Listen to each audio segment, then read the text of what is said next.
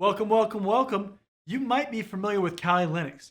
If not, basically Kali Linux is one of these Linux distributions, so a Linux flavor, and it has a bunch of preloaded offensive security kind of tools on it.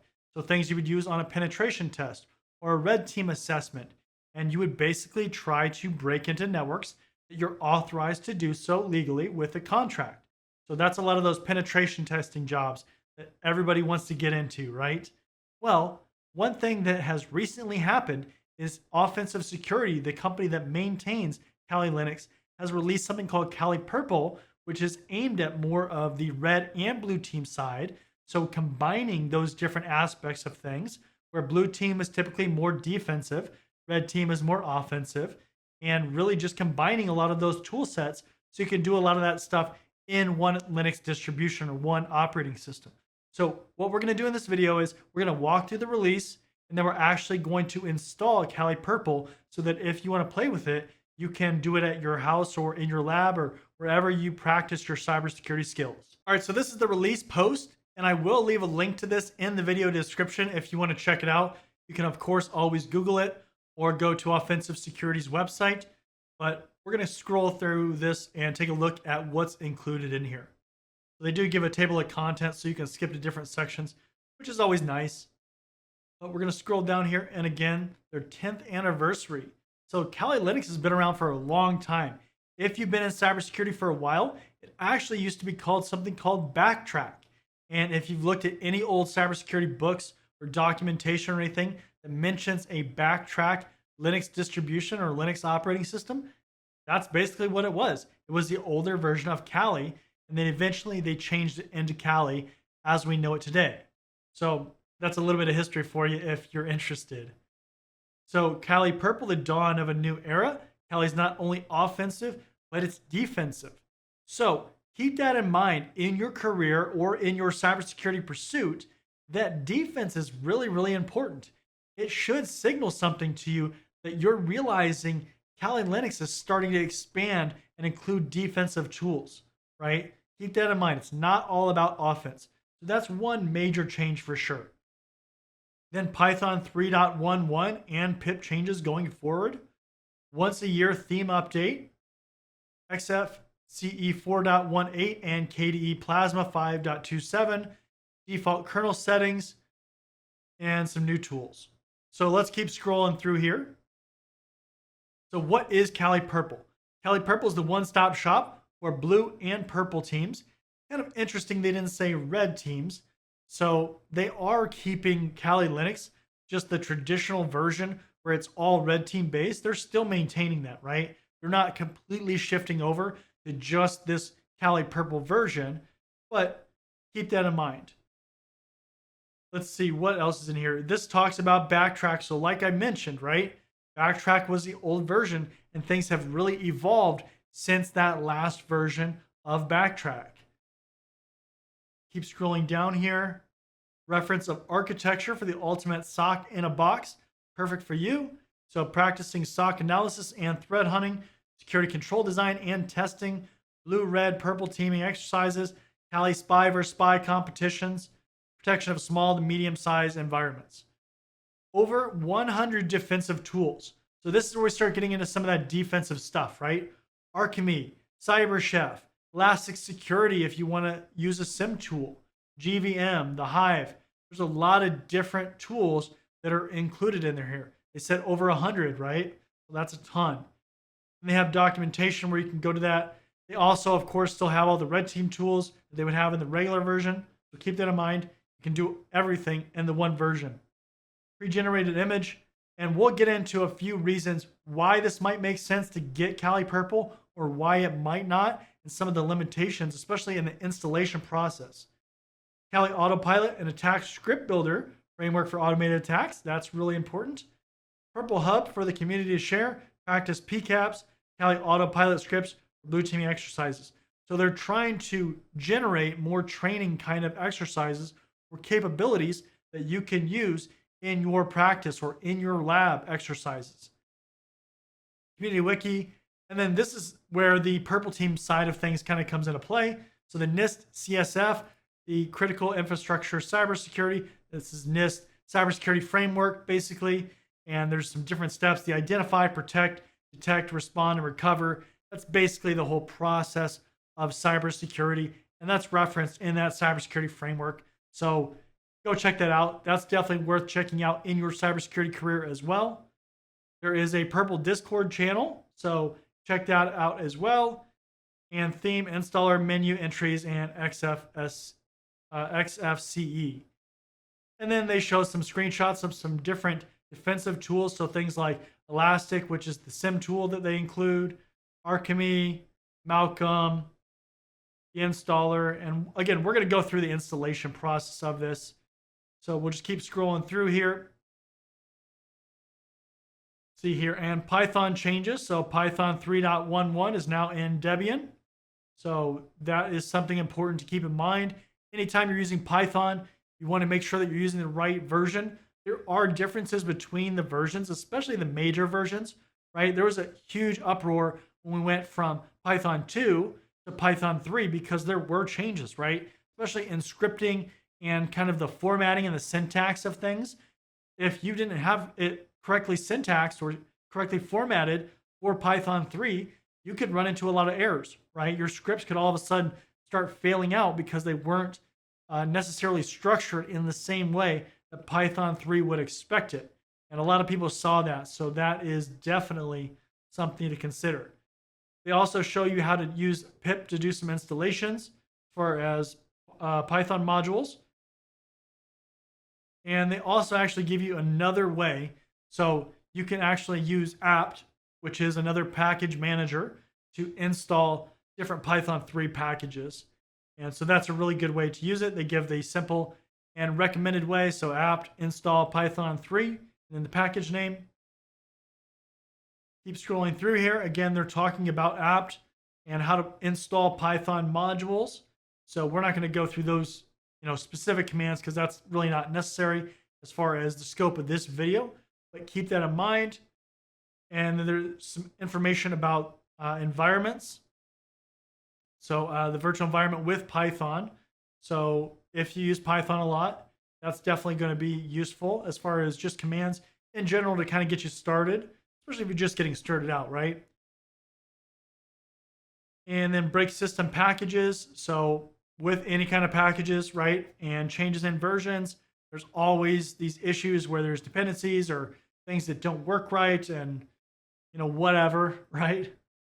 They do give this break system packages, though, that you can add on.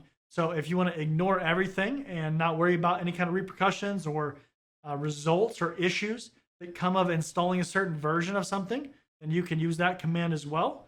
So that can be useful, especially on the red team side of things, because typically, you're not worried about 1,000 users logging into your application or using your script. You're using it usually in that situation, and then it kind of just gets thrown away a lot of times, right? Because you're usually tailoring things for the specific situation. But nonetheless, that can definitely be useful. They talk about the theme differences.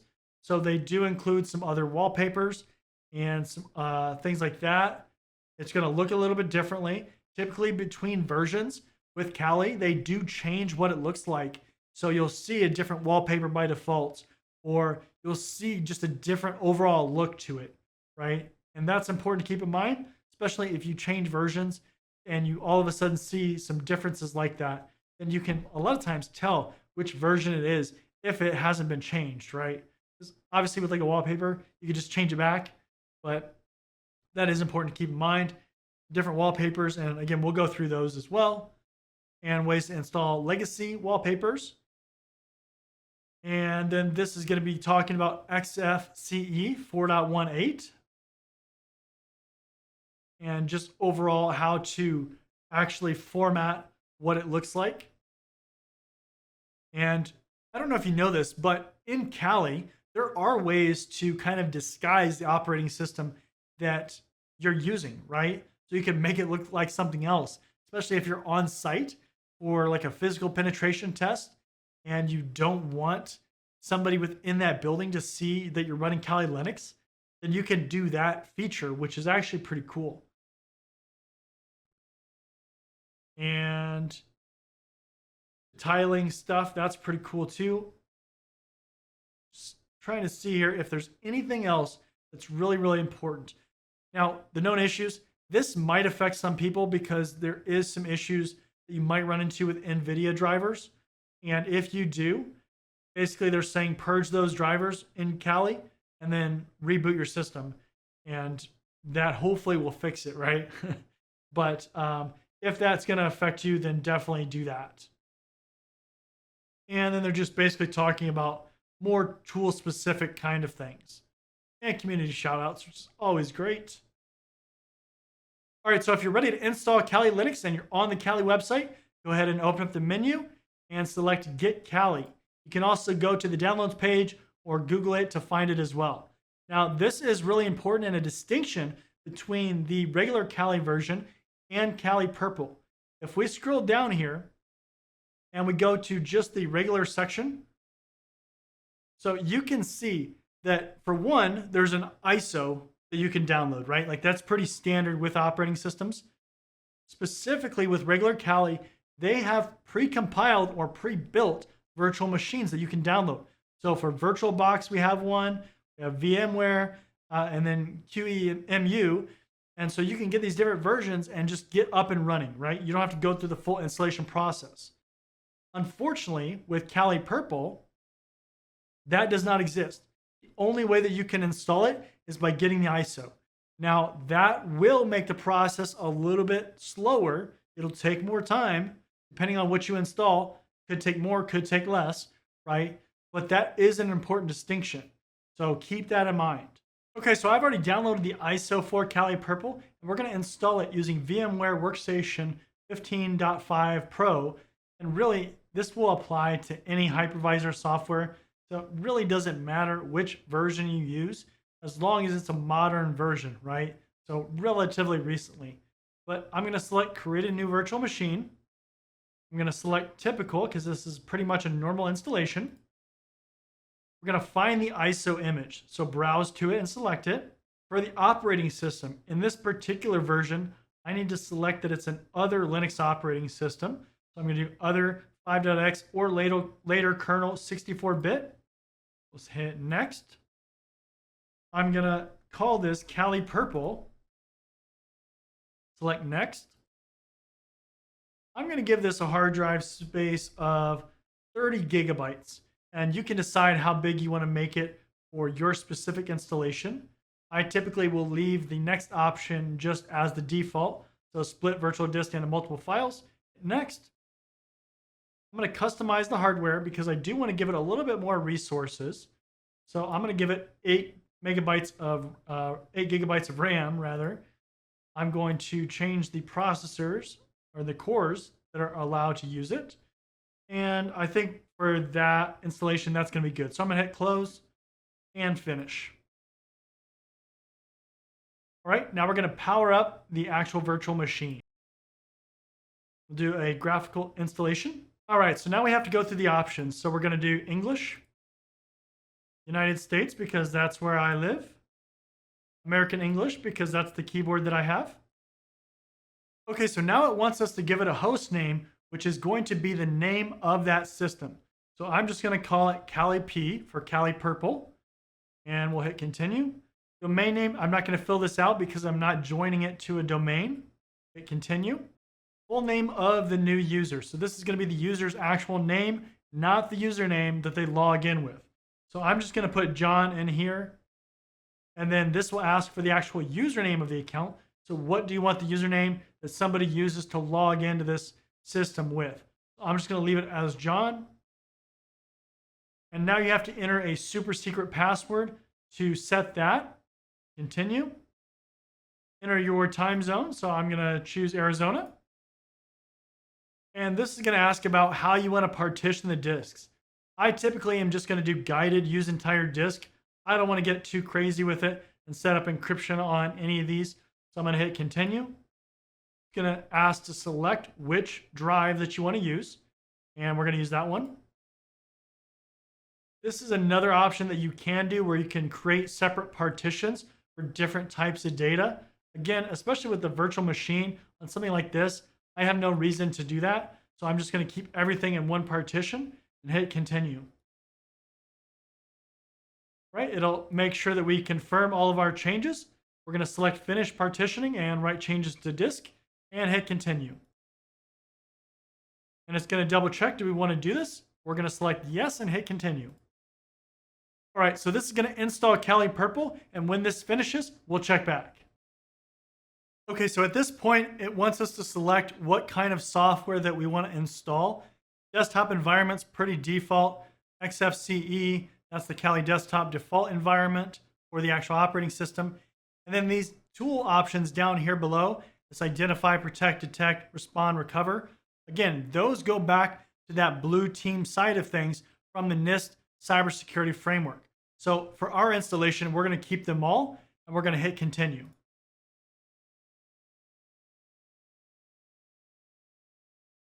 Okay, so now this is asking about the Grub bootloader, which is basically what loads the operating system. For this, we're going to hit yes and just select that to install. We're going to select our device, so that's where we install our operating system. And we're going to hit continue on here. And that's going to boot us into a fresh installation of our operating system. So we'll go ahead and log in. And now we're up and running with Kali Purple. So let's take a look at a few of the changes and differences in this version. So the first thing that we're going to do is I just want to show you the different wallpapers. These are pretty cool and definitely a little bit more creative, I guess, than the previous versions that we saw before. But there's some really cool wallpapers in here that you can use. So we'll just leave it on the default one for now. The next thing that I want to show you is with Windows. So Windows within the operating system. So one thing that we can do is it does allow us to snap the windows to different parts of the screen. And this is very similar to what you would see like within Windows, right? You can just drag it to the edge of the screen and it's going to attach it or snap it to that section. This is extremely useful in this operating system because you might have multiple windows like terminals or anything like that, maybe a text pad and a terminal window, and you want to have multiple things up. This just makes it a whole lot easier. The next thing that is also in here, again, goes back to the tools. So typically in normal Kali Linux, you just have from information gathering all the way down, right? Like those are the normal tools that you would see. But because we installed the NIST cybersecurity framework related tools, you do have those sections in here as well. And there's a whole bunch of other tools to check out and become familiar with. Now, the other thing that I want to point out is this is kind of a change that they started doing with Kali Linux a while back, but they got away from actually logging you in as a root user. So if you see, this is just a normal terminal window. This has me as John, right? But now you do have a root terminal emulator. So this will have you put in your password. And this will actually open up a root terminal window. So you don't have to switch into the root user. And it's easy to distinguish the difference between the two windows. Say if you wanted to do something as a normal user versus a root user, then you have that option. So that's something important to keep in mind. Typically for me, when I install a fresh operating system, the very first thing that I'm going to do is first of all, make the text a little bit bigger because a lot of times it's too small, but I'm actually going to do an update.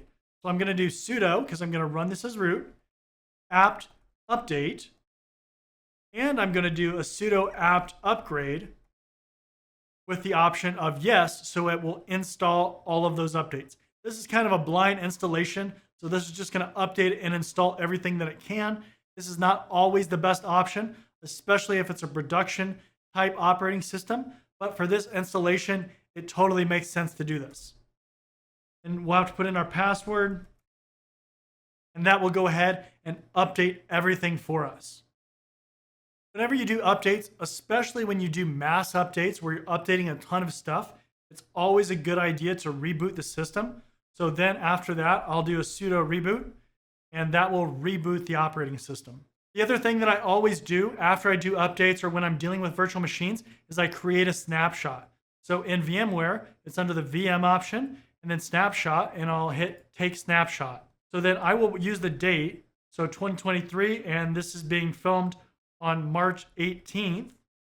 And then I'll label it fresh install. And that will signify to me that I've completely installed a fresh operating system. And then I will also say, and fully updated, signifying that I've updated everything possible at that moment. And then I'll hit take snapshot.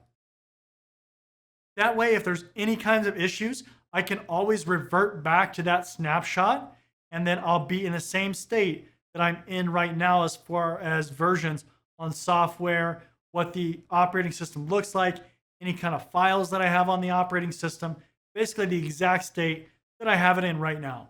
All right, so I hope you enjoyed that walkthrough of the Kali Purple release information and an installation walkthrough of the operating system. Remember, regular Kali Linux is just for penetration testing and red team environments, exercises, situations, and then Kali Purple brings in a lot of those defensive tools that are based on the NIST cybersecurity framework, and that will help you do some blue team exercises as well as red team exercises, which really makes it purple team exercises, right? So keep that in mind. I hope you enjoyed this video, and I'll see you next time.